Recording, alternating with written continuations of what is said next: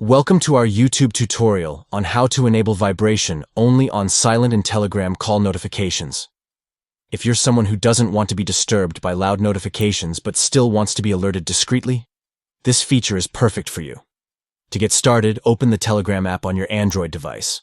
Look for the 3 horizontal lines at the top left corner of the screen and tap on them. This will open the menu options. Next, tap on Settings from the menu list. Then, scroll down and select Notifications and Sounds. Under the Calls section, tap on Vibrate. Here you will see different vibration options.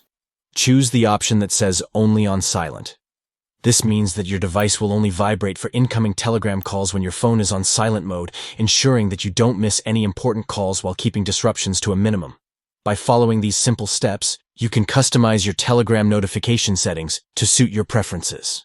Enjoy a more streamlined and personalized notification experience with this helpful feature. Thank you for watching, and don't forget to subscribe for more tech tips and tricks.